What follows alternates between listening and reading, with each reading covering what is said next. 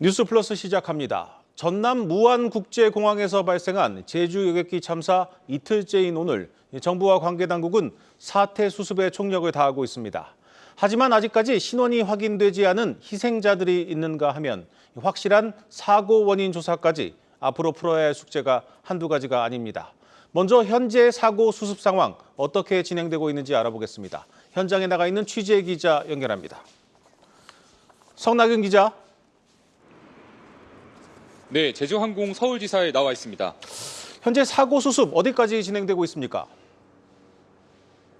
네, 정부는 수거된 블랙박스를 복원하고 관제탑과의 교신 자료를 수집하는 등 원인을 파악하기 위해 증거를 분석하고 있는 것으로 알려졌습니다. 특히 소관부서인 국토교통부는 오늘 사고를 당한 B737800 기종에 대한 전수조사를 시작한다고 밝혔습니다. 가동률을 비롯해서 운항 전후 이뤄지는 점검, 정비 등 규정대로 잘 진행되고 있는지 들여다보겠다는 겁니다. 해당 기종은 LCC에서 많이 활용하는 항공기로 국내에서만 101대가 운용되고 있습니다. 그중에서도 제주항공은 39대를 투입하고 있는 만큼 검사 결과에 따라 제주항공에게 또 다른 리스크가 생길 수 있다는 전망도 나옵니다.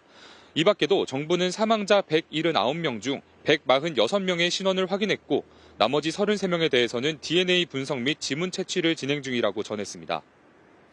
네, 제주항공 측이 오늘 오전 이 긴급 브리핑을 열기도 했는데 회사 측은 구체적으로 어떤 내용을 내놓고 있습니까? 네, 제주항공 측은 유가족과 부상자들을 향해 깊은 애도와 사과의 뜻을 계속 전하고 있습니다. 어제 사고가 발생한 이후 5시간 만에 김희배 대표이사가 직접 긴급 브리핑을 소집했고요. 오후 6시에 다시 한 번, 그리고 오늘 오전에도 브리핑을 열어서 유가족 지원 방안을 발표했습니다. 현재 제주항공 직원 약 300여 명이 무안으로 파견돼 유가족 숙소 확보, 장례 절차 지원 등을 돕고 있습니다. 특히 장례 절차가 마무리되는 대로 보험 처리 등 유가족 지원 방안을 구체화한다는 방침입니다. 제주항공은 약 1조 5천억 원 규모의 보험에 가입돼 있는 상태입니다. 어젯밤 해외 재보험사 관계자들이 입국했고 유족들이 요청하는 시점에 지급 방식 등을 협의한다는 것이 제주항공 측의 설명입니다. 네, 이 금융당국도 유가족들에게 보험금이 신속하게 지급될 수 있도록 노력하겠다 이런 입장을 내놨죠? 네, 맞습니다. 우선 금융당국은 사고 여객기가 가입된 항공보험의 간사인 삼성화재를 중심으로 신속한 피해 보상을 할 수 있도록 조치할 예정입니다. 개별 보험의 보상금 청구를 돕기 위해서 생명손해보험협회에 담당 센터를 마련했고요. 피해 고객에 대한 심사 및 지급 업무를 최우선적으로 처리할 것을 각 보험사에게 요구했습니다. 보험사들 또한 유족과 부상자들에게 보험금을 확정되는 즉시 지급한다는 계획입니다. 지금까지 제주항공 서울지사에서 한국경제TV 성낙윤입니다. 산업부 이지효 기자 나왔습니다. 이 기자, 아직까지 구체적인 사고 원인을 예상하기는 어렵지만 가장 먼저 이 기체 결함 가능성 한번 짚어보겠습니다. 이번에 사고가 난 이 보잉 787-800 기종, 우리 저비용 항공사들이 좀 많이 쓰는 기종 아니겠습니까? 네, 맞습니다. 보잉의 737-800 기종은 중단거리 전용 항공기입니다. 주로 LCC가 많이 보유하고 있는데요. 항공기술정보시스템 통계에 따르면 현재 국내 항공사에는 101대 정도가 운영이 되고 있습니다. 제주항공이 39대로 가장 많이 보유하고 있고요. 티웨이 항공 27대, 진에어 19대, 이스타항공 10대, 에어인천 4대, 대한항공 2대 등입니다. 이 참사 원인 조사에는 기체 제작사인 보잉 등이 참여할 예정인데요. 보잉사 관계자는 이르면 오늘 도착할 예정입니다. 원인과 관련해서는 현재까지 다양한 해석이 제기되고 있습니다. 랜딩 기어, 즉 착륙 시 사용하는 바퀴가 작동하지 않아서다. 이 원인은 버드 스트라이크로 불리는 조류 충돌이다. 또 다른 제동 장치가 전부 작동하지 않은 것은 기체의 결함이나 정비 보수의 문제다. 또 제주항공의 무리한 운항 스케줄이 원인이다. 크게는 이런 전문가의 분석들이 있는데요. 네. 정확한 사고 원인을 파악하기 위해서는 최소 6개월 이상 걸릴 것으로 보입니다. 말씀하신 것처럼 이제 기체 결함 다음으로 이 정비나 조종사 실수 가능성도 제기되고 있습니다. 그래도 이 제주항공이 국내 저비용 항공사 1위 기업인데 상황은 어떻습니까? 네, 일단 말씀하신 것처럼 제주항공은 현재 매출이나 또 승객 수, 보유 항공기 등에서 국내 LCC 업계 1위입니다. 그럼에도 불구하고 제주항공은 자체 항공 정비 시설이 없어서 해외에 의존하고 있는 것으로 알려집니다. 국내 항공사 가운데 자체 시설을 갖춘 업체는 대한항공과 아시아나항공이 전부입니다. 여기에 사고가 난 여객기는 사고 발생 전 48시간 동안 무안, 제주, 인천공항은 상하이는 물론 중국 베이징, 대만 타이베이, 태국 방콕, 일본 나가사키, 말레이시아 코타키나발루 등을 오가며 13차례나 비행한 것으로 나타났습니다. 그간 LCC의 과도한 스케줄로 승무원이 실신한 사례가 있었고요. 항공기 노후화 및 장비, 인력 부족 등의 문제가 지속적으로 제기돼 왔는데 이번 참사로 LCC 이용을 기피하는 상황이 발생할 가능성도 크다고 보여집니다. 네, 이번 참사로 이 항공 여행 안전성에 대한 우려와 두려움이 커지고 있습니다. 실제로 항공권 취소가 쏟아지고 있다는데 이 저비용 항공사들은 좀 타격이 클 것 같습니다. 네, 맞습니다. 제주항공과 같은 LCC가 이번 사태의 직격탄을 맞을 것으로 보입니다. 실제로 온라인 커뮤니티에서는 LCC 안전할까? 보다 큰 항공사로 옮길까 등의 불안을 호소하는 글을 어렵지 않게 찾을 수 있었습니다. 여행업계도 마찬가지입니다. 항공권이 포함된 여행 상품의 경우 휴일인 전날 고객 게시판을 통해서 문의가 이어졌고요. 오늘 오전부터 예약 취소가 잇따르고 있는 것으로 파악이 됩니다. 한 여행사 관계자는 어제 하루 여행 상품 취소와 관련한 문의가 40여 건 있었다며 오전 9시 30분 기준으로 오늘 취소는 500명 정도라고 전하기도 했습니다. 주요 여행사는 제주항공 이용 상품에 대한 취소 수수료를 면제하고 다른 항공사 상품으로 변경하는 경우에는 수수료를 받지 않기로 했습니다. 업계에서는 물가 상승과 고환율에 이어서 이번 사고까지 겹치면서 항공과 여행업계가 큰 영향을 받을 것으로 전망을 했습니다. 네, 이번 참사로 이 대형 항공사, 이 대한항공과 아시아나가 합병을 했으니까 이제 대한항공 하나로 좀 여객 수요가 몰릴 가능성이 좀 높아졌습니다. 사실 이 통합 대한항공 출범을 계기로 항공업계가 재편될 것이다 이런 전망이 있었는데 이제 좀 쉽지 않아지지 않았겠습니까? 네, 맞습니다. 통합 대한항공이 출범하면서 이 대한항공과 아시아나항공이 겨루던 업계가 앞으로는 대한항공 대 LCC 구도로 재편될 것이 유력했습니다. 국내 대형 항공사는 대한항공 한 곳만 남기 때문입니다. 실제로 가격 경쟁력을 앞세운 LCC를 찾는 여행객도 늘던 상황이었는데요. 올해 들어서 11월까지 국적 LCC 국제선 탑승객은 2,861만 1,129명에 달했는데 같은 기간 대한항공과 아시아나항공 이용객보다 많은 숫자입니다. 이에 LCC는 일본이나 중국, 동남아시아 같은 중거리 노선에서 미국 같은 장거리에도 비행기를 띄우기 시작했는데요. 이번 참사로 통합 대한항공 지배력이 더욱 커질 수 있게 됐습니다. LCC 가운데서도 제주항공의 운신의 폭이 상당히 제한될 것으로 보입니다. 그간 사모펀드가 소유한 LCC 인수합병 가능성 등이 제기됐는데 이번 사고가 마무리될 때까지 어떤 것도 추진하기 어렵게 됐다는 분석입니다. 네, 잘 들었습니다. 산업부 이지호 기자였습니다. 비상계엄과 탄핵 사태에 이은 이 대형 참사까지 이런 정치 사회적 불안이 아직 반영되지도 않았는데 지금의 경기 지표는 이미 코로나 팬데믹 수준으로 주저앉았습니다. 세종 스튜디오에서 박승환 기자가 전하겠습니다. 국가적 재난이 우리나라 경제 사회 전반에 그늘을 더하고 있습니다. 대통령도 국무총리도 재난관리 주무부처인 행안부 장관까지 비어있는 만큼 여파가 길어지지 않을지 걱정입니다. 실물 경제는 빠르게 식어가고 있습니다.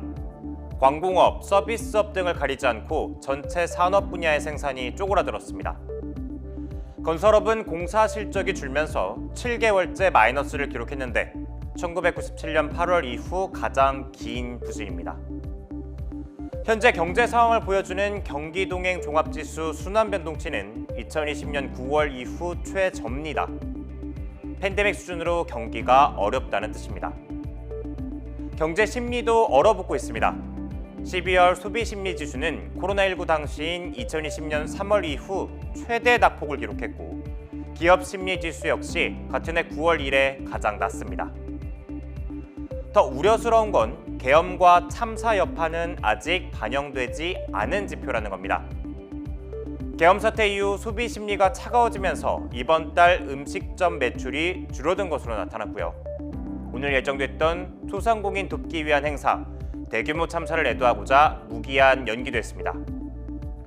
각종 기업과 단체 모임들은 송년회와 신년회, 종시무식부터 카운트다운 등의 행사를 전면 재검토하고 있습니다. 이미 지난달 기준 경기 지표가 코로나19 수준까지 주저앉은 가운데 이달 계엄 사태와 제주항공 참사까지 겹치면 추가 충격이 불가피하다는 거죠. 앞서 정부는 자영업자와 소상공인을 위해 각종 모임을 예정대로 진행해달라고 독려해왔었죠. 침체된 내수를 되살리기 위해 추진됐던 각종 소비 촉진 노력이 줄줄이 취소되면서 연말연시 경기 상황을 더욱 어둡게 하고 있습니다. 지금까지 세종 스튜디오에서 전해드렸습니다. 이 심각한 내수 부진 속에 경기를 살리기 위해서 돈을 더 풀어야 한다는 의견이 쏟아지고 있지만 내년엔 오히려 돈줄이 더 마를 것으로 보입니다. 내년 하반기부터 더 강도가 높은 대출 규제, 스트레스 DSR 3단계가 시행될 전망입니다. 이 가계대출을 잡겠다는 정책의 취지는 이해가 가지만 우려의 목소리가 큽니다. 김예원 기자입니다. 내년 7월부터 스트레스 DSR 3단계가 도입되면 전 금융권에서 대출 한도가 줄어듭니다. 금융당국은 지난 9월부터 스트레스 DSR 2단계를 시행해 은행 수도권 주담대 등에 가산금리 1.2%포인트를 적용하고 있습니다. 더욱 강화된 3단계부터는 전 금융권의 모든 가계대출에 가산금리가 1.5%포인트 상향 적용될 것으로 전망됩니다. 연소득 1억 원 차주가 수도권 주담대를 받는다고 가정하면 현행 2단계와 비교해 대출 한도가 1,800만 원 더 줄게 되는 겁니다. 일각에선 가계부채 관리보다 내수 진작에 우선순위를 둬야 한다는 목소리가 나옵니다. 예상치 못한 탄핵 정국과 고환율 등의 겨박제로 내수 침체 우려가 커지고 있기 때문입니다. 이달 소비자 심리지수는 12.3포인트 급락해 팬데믹 이후 최대 낙폭을 보였습니다. 탄핵 정국으로 움츠러든 소비 심리가 지난주 대규모 여객기 참사를 계기로 급격히 위축될 가능성도 높아졌습니다. 전문가들은 대출 규제라도 완화해 내수를 진작시킬 필요가 있다고 조언합니다. 쓸 수 있는 거시정책 수단이 대출 규제밖에는 없다는 거예요. 가계 대출을 늘려가지고 금융부실을 막고 내수를 좀 진작시켜야지 스트레스 DSR도 좀 연기하는 게 바람직하다. 당장 금리 인하나 재정 확대가 어려운 상황에서 가계부채가 늘더라도 대출 규제를 풀어 내수 침체에 대응해야 한다는 겁니다. 금융당국은 내수 진작 필요성은 공감하면서도 대출로 인한 소비여력 위축을 감안할 때 지금의 관리 기조는 유지돼야 한다는 입장입니다. 내수 부진 및 유효 수요가 저하되어 있는 주된 원인 중에 하나가 지나치게 늘어난 가계대출에서 기인한 원리금 상환으로 인해서 경상 GDP 대비 성장률 이내로 지금 관리해야 된다는 어떤 기본 원칙에 내년에도 견지돼야 된다고 생각을 합니다. 다만 대출 실수요자나 부동산 급등 지역이 아닌 지방에 대해서는 내년에 완화된 기준을 적용하는 방안도 고려한다는 방침입니다. 한국경제TV 김예원입니다.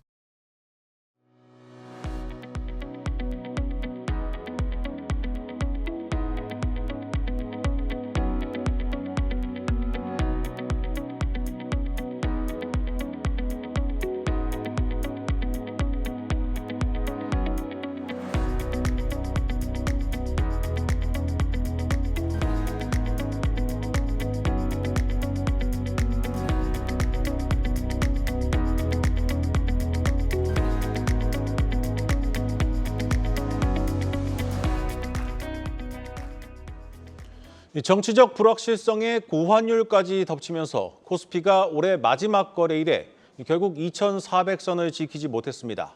코스피의 PBR, 주가 순자산 비율이 이제 0.84배까지 떨어졌습니다.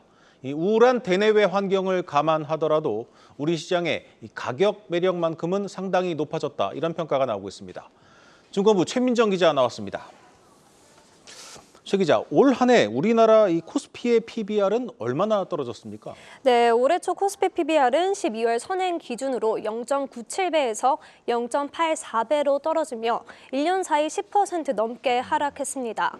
오늘도 외국인의 매도세가 이어지면서 2,399선에 올해 마지막 거래를 마감했는데요. 이 PBR은 자산 대비 주가 수준을 나타내는 지표로 일보다 낮으면 주가가 청산 가치를 밑돈다라는 뜻인데요. 현재 PBR은 지난 2008년 글로벌 금융위기 수준과 유사합니다.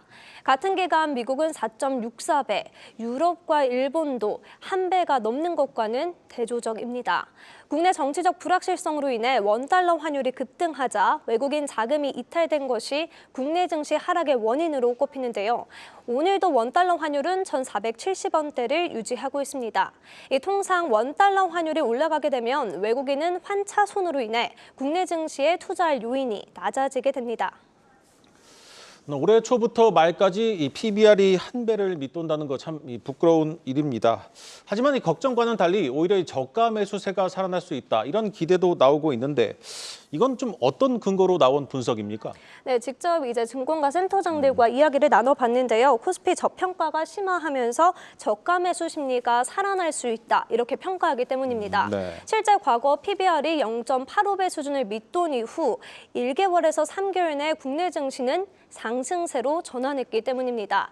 DB금융투자에 따르면 지난 2007년 7월 이후 코스피 PBR 0.85배 이하에서 투자했을 때 보시는 것처럼 120영업일, 즉 6개월 뒤에는 95%의 이익을 거둘 수 있다고 분석했습니다. 외국인의 매도 규모도 점차 줄고 있는데요. 지난 9월 외국인은 우리 증시에서 8조 원 가까이 팔아치웠지만 이번 달에는 2조 원대로 이 매도 폭이 줄고 있습니다. 더불어 12월에는 선물 시장에서 1조 6천억 원 넘게 순매수하며 미래를 긍정적으로 평가하고 있습니다. 결국 외국인들의 매수세가 살아나느냐가 우리 시장에 상당히 중요합니다. 최 기자, 그렇다면 지금 외국인들의 자금은 어디로 쏠리고 있습니까? 네, 외국인은 방산, 유틸리티, 조선 등을 담고 있습니다. 이 증권가에서도 외국인의 순매수 상위 업종에 주목을 할 필요가 있다. 이렇게 조언을 했는데요. 이번 달 외국인의 순매수 상위 종목을 살펴보면 SK하이닉스, 네이버, 하나 에어로스페이스 등입니다. 이 공통점을 살펴보니까 실적에 대한 기대가 긍정적으로 유지되거나 또 10% 이상 상향 조정된 업종이라는 공통점이 있습니다. 네. 이 순매수 1위인 SK하이닉스의 경우 내년 분리계열 수요 기반 확대와 더불어 HBM3 12단 시장에서도 이 선두 업체의 지위 유지가 가능할 것으로 전망됩니다. 네이버도 마찬가지로 AI 사업과 컨텐츠 중심의 매출 성장이 기대된다라는 평가를 받아 매수세가 쏠리는 것으로 해석됩니다. 마지막으로 내년 우리 시장 전망 한번 해보겠습니다. 이 증권사들이 예상하는 내년 코스피 예상치 상단은 어디까지 열려 있습니까? 네, 가장 높은 코스피 예상 밴드를 제시한 곳은 SK증권으로 이 상단을 3,206선까지 열어뒀습니다. 네. 이 외에도 교보증권, 메리츠증권도 3,000피까지 도달할 수 있다. 이렇게 내다보고 있는데요. 현재 코스피와 비교해봐서는 25% 정도 상승할 수 있다는 분석입니다. 특히 2분기를 저가 매수 시기로 추천을 했습니다. 후반으로 갈수록 주주가치 제고 활동 기대감이 증가하고 또 낮아진 금리 기대감이 일부 업종에게는 호재로 작용할 수 있다는 설명입니다. 다만 일각에서는 보수적으로 보고 있기도 하는데요. 이 지속되는 고환율과 내년 3월 재개되는 공매도 등 수급에 우호적이지 않을 수 있다고 전망을 합니다. 우리 증시의 새해 첫 거래일은 오는 1월 2일 오전 10시부터 이루어질 예정입니다. 네, 잘 들었습니다. 증권부 최민정 기자였습니다.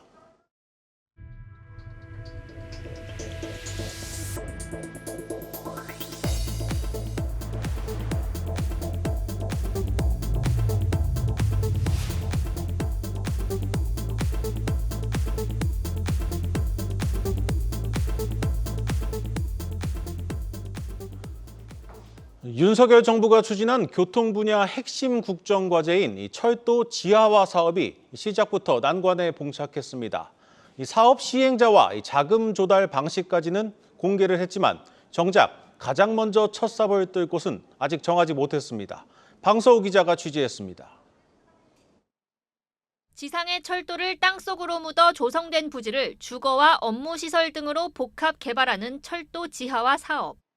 국토교통부가 오늘 발표한 사업 시행 방안에 따르면 공공기관인 국가철도공단이 자회사를 설립하고 채권을 발행해 공사에 필요한 자금을 먼저 조달합니다.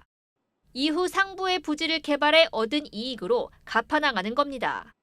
사업성이 우수한 곳 위주로 나랏빚을 최대한 내지 않고 신속하게 사업을 추진하기 위해서입니다. 국가 재정이 투입되지 않는 사업인 만큼 상부 개발 이익만으로 지하화 비용을 충분히 조달 가능한 사업부터 최우선적으로 추진하겠습니다.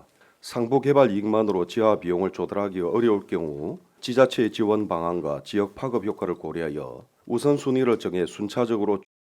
이에 국토부는 지자체로부터 사업 제안을 받아 오는 2028년까지 기본 계획을 수립하고 2031년 착공에 들어갈 계획이었지만 벌써부터 차질이 빚어질 전망입니다.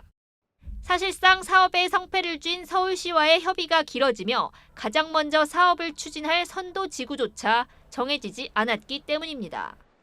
도심을 가로지르는 지상철도 구간의 94%를 지하화하겠다고 나선 서울시는 동시 진행을 원하는 반면 국토부는 구간별로 우선순위를 정해 단계적으로 사업을 추진해야 한다는 입장입니다. 개발 이익만으로 사업 추진이 가능할지도 미지수입니다. 전문가들은 지금처럼 땅값과 건축비가 천정부지로 오르는 상황에서는 분양 수익을 확보하기 어렵다고 지적합니다. 실제로 대구와 광주 등 일부 지자체는 재정 지원 방안이 없다는 이유로 지하화 사업 신청을 포기했습니다. 국토부는 지자체와의 추가 협의를 거쳐 내년 상반기 선도지구를 발표하고 부족한 사업비 분담 방안에 대해서도 추가로 논의할 방침입니다. 한국경제TV 방서호입니다.